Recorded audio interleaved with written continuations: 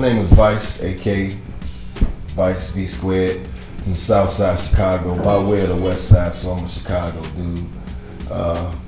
Cold ass MC, ghostwriter, soup MC, activist, mentor. That's your boy. Yo, check, y'all. Here we go, y'all. Vice versa in this bitch, it don't stop, y'all. I've been doing the MC thing now for about 15 years, 15 bullets.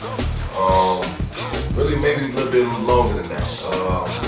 Started really in Chicago, just playing around. You know what I'm saying? I was good in high school in rapping.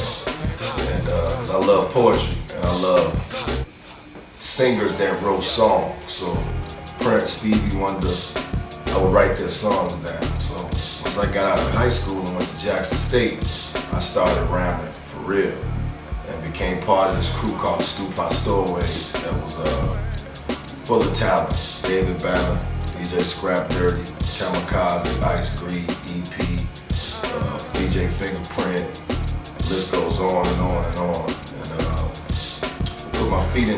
put my foot in the foundation of the ground then went back to Chicago with it. And once I went back to Chicago, Star was born then. In Chicago at that time, man, hip hop was thriving. You had open mics everywhere. Open mics was everywhere. And me coming from Jackson with the crew that I was with and what we was doing that whole summer, it was all about hip hop, all about rhyme, all about freestyle, all about that. And once I went to Chicago, I was ready, man. I was a bona fide MC, so to step in those open mics with the likes of dudes like Gravity, Juice, Lil Ray, we're talking about stars, man. I was able to hold my own, and it was Dirty MF, Dirt, Sean Lett. It was kind of easy, you know what I'm saying? Because I knew I had the skills. Not too many people could fuck with my crew with Stupa, you know, with David Banner and P. Dope. Those was two of the dopest rhymers I'd ever been around. So I knew if I could hang with those guys, could nobody fuck with me. So once I got to Chicago, my sword was sharp. During those days, man, back when I first got back to the Chi, I was a solo artist. And then I met one of my homeboys, Clutch Cargo. We became a group. The group was called the Scientists of Sound. And we were part of this big family called the Renaissance. The Renaissance had our family, which was the Scientists of Sound, which was me, Rhyme Fest, DJ Ram, and Clutch Cargo.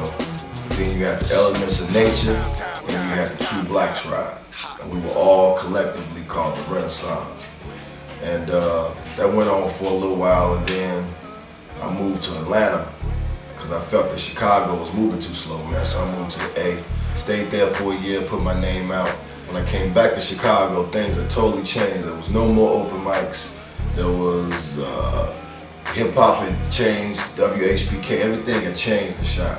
So that's when I embarked on another group with my guy K-Bar, and we were called Prime. And then after Prime, my man K-Bar got locked up, and I had to embark on a solo career.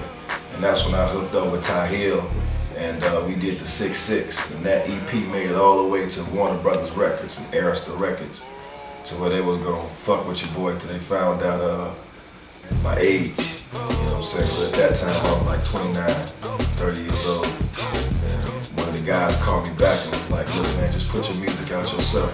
And then after that, became a part of this group called the Drunk Uncles, which made a big splash in Chicago. Peace to Tony Banks and Lil Law. And then my cousin Scrap Dirty grabbed me up. Said, man, I need you to come to Detroit. And that's when I went to the D and started working with Slum Village.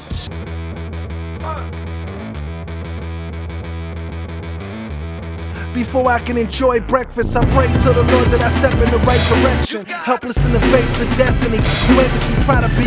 My epiphany is God, honestly. See, He is me, so He I see. Slum was working on the Villa Manifesto album at that time, which was the last album that had by 10 on it, and Jay Dilla.